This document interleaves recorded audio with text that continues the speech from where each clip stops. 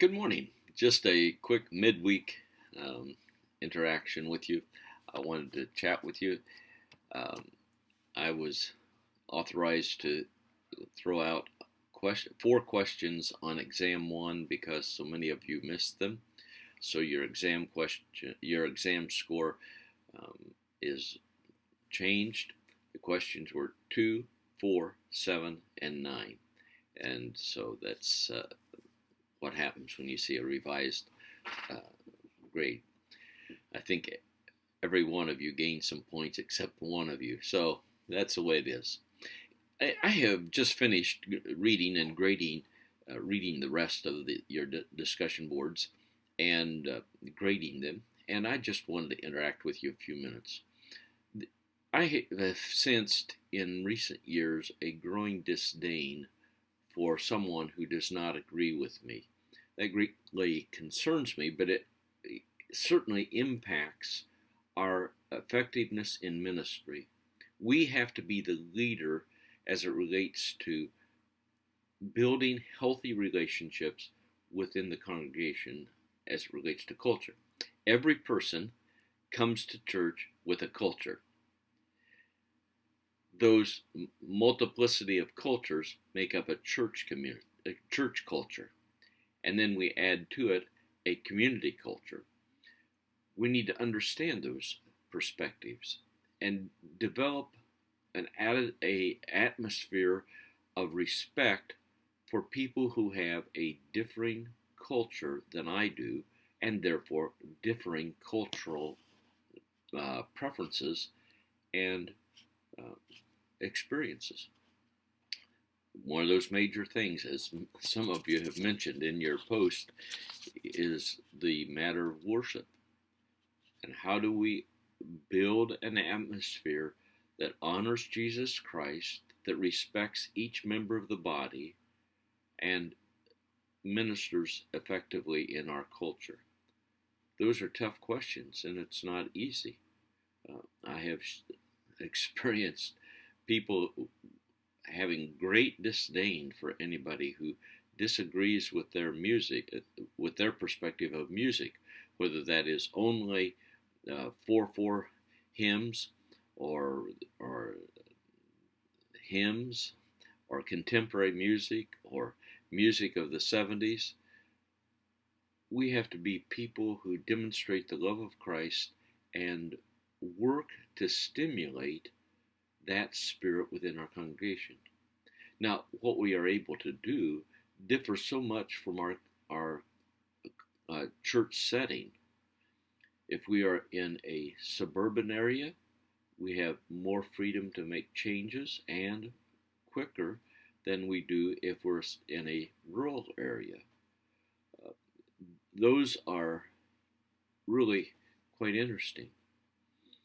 It is also interesting to me, a number of years ago, I can't think of the guy's, Peter Wagner at Church Growth Institute in California was a strong advocate of homogeneous churches. Now, today we talk about being ethnically diverse, and demographics. One of the questions when you gather the demographics is, does your church represent the demographics of the community?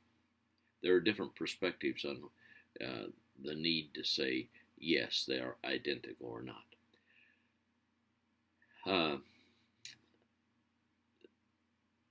We need to be Christ honoring leaders, and we ought not to allow attitudes of old versus young, hymns versus contemporary music, etc., to control on our church. This morning I was reflecting again on Romans 14 that Judy and I read last night. It's a powerful passage of saying I need to be more concerned about my brothers and sisters, about what I eat and drink, than I am about my own self, because we're dealing with their spiritual health.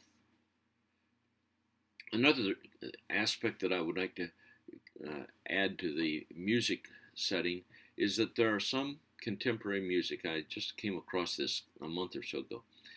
but it helped me understand something. There's some contemporary music that is really solo music or ensemble music, while there is other that can be sung by a congregation, and that makes a major difference. Whether it's a hymn or a contemporary song, we need to critique the lyrics if they're biblically accurate, theologically accurate. There are some hymns that really have some wild theology woven into them, and also some contemporary in the same way. Um, let's see. I had jotted down some things and have been talking. Uh, oh, I read something else that was really interesting just a week or two ago, but it's saying in our own world we can have our own musical preferences, but when we come to church we lay those down because we're part of a body. That's an interesting concept.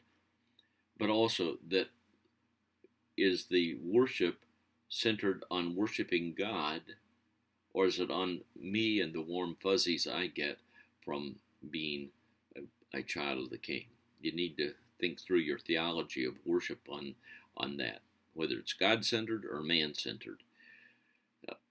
A number of years ago, and I was going to look this up, but I didn't, a church in England said there's not going to be any music in our worship services until our attitudes get straightened out.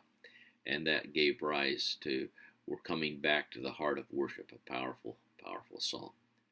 Well, God bless you as you continue to critique culture. And when you get done with the course, as one of you kind of indicated in your discussion board, you're not going to be done learning. These are just giving you tools so that you can learn to effectively minister in culture. God bless you.